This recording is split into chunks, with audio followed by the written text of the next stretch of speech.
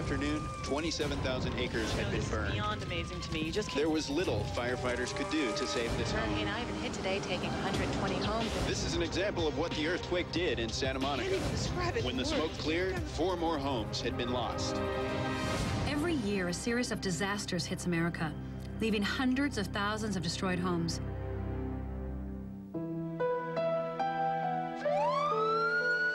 Companies responding to 2255. We're getting reports of fire involving condominium complex. And now, a former member of the Starting Over House is experiencing the same fate.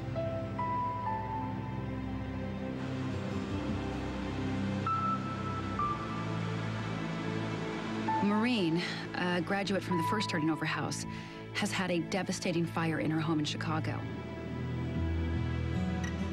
I was Maureen's life coach in the first Starting Over House. That's my son, Joe. It's the one that died. He had a heart attack. That's my daughter, Linda, who died of leukemia. The last time I put my Christmas tree up was in 1998. That was the year that my son died. Why are you rebelling? Why are you rebelling? Ladies and gentlemen, Maureen! Thank you. How you doing tonight? You're doing the stand-up. You're the one living the dream right now. Well, Maureen, it's time to graduate. Thank you. I love you all. I'm going to Chicago to support her and to find out what I can do.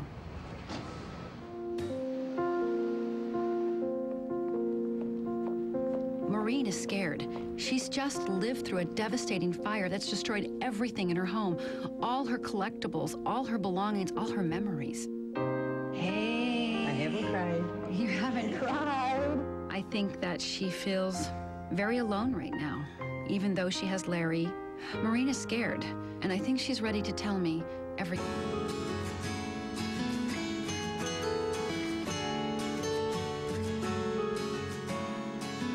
Okay, tell me what happened. I was watching the news in the bedroom. He was in the computer. He heard noises, thought it was a dishwasher. It got louder, started to crackle. He knew it wasn't dishwasher. Walked outside, and the porch was on fire. He came and got me, and when I was there, the fire was to the ceiling. And I said, let's get out of here. Don't, try to put anything out or anything. It's just, it looked pretty bad. I got to the stairwell, and I started walking down the stairs, and I remembered the bird. And I ran back into the kitchen, and I picked up the bird cage, and then I went down 12 flights of stairs carrying this big, tall, 4-foot bird cage. And then the rest was misery. Did anything happen to you physically? It's all emotional, all mental. It's, nothing physical. I think personally it's worse to have emotional sometimes than physical, because emotional, hey, if you have a broken leg, everyone can see the cast. But when it's emotional, how do people see it? So how can people know that you need support or help? I'm dealing with it the same way I deal with everything. It's just like, not in a serious level. On that, I'll make a joke about it, which is the least painful way for me to look at it. Maureen has a history of being unable to deal with her losses, her grief. In the first Starting Over House, we found out that Maureen never really properly grieved the loss of her son and daughter, both of who died tragically. And now, I'm very concerned that Maureen will not be able to deal with the emotional, physical, and financial devastation caused by the fire. I really haven't cried yet. I haven't done much sleeping, and when I do sleep, I just wake up and I scream. I just feel that we probably need each other so much more now. Absolutely. Although she is... I'm gonna get emotional. That's okay, Larry. Come on. It's good to get emotional. You never let yourself get it out. Go on. Well, she's such a remarkable, strong woman. She really is. And it just all seems to fall on her. And she shoulders it.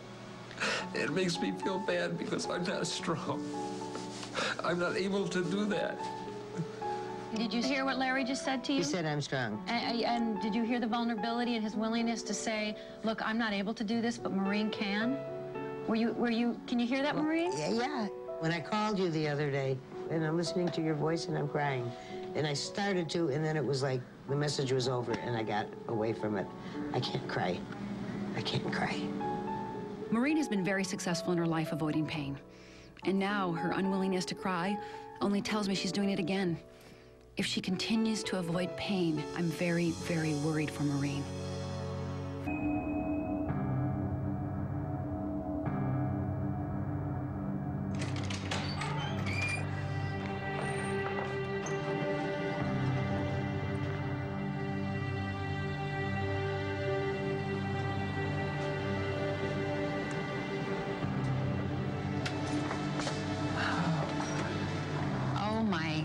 Oh my God.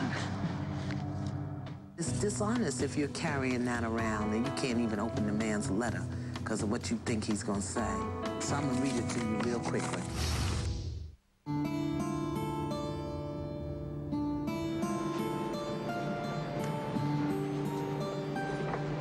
Wow. Oh, yeah, okay. Wow. Wow. And this started in the living room. Started in the living room. And it came, got all... This is the good part of the house. This is the good part of the house. I had no idea. People talk about fires and you see pictures of fires, but I've actually never been there afterwards. This is devastating. This is horrifying.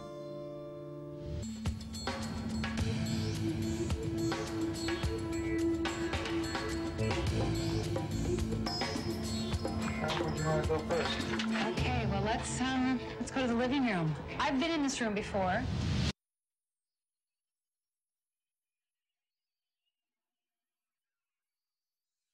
Oh my God. I've been here. That was your family wall. So describe some of the things that was on this wall. On top, I had a picture of my dad when he was 6 months old.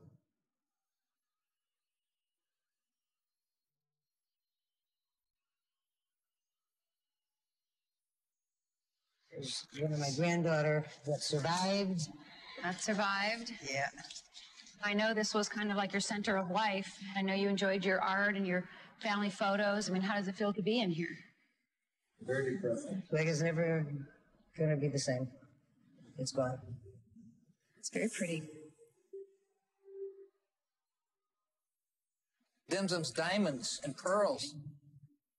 This fire destroyed everything in her home. I want her to get to the pain, to feel the loss, and perhaps help her rebuild. You're the only voice that made me cry.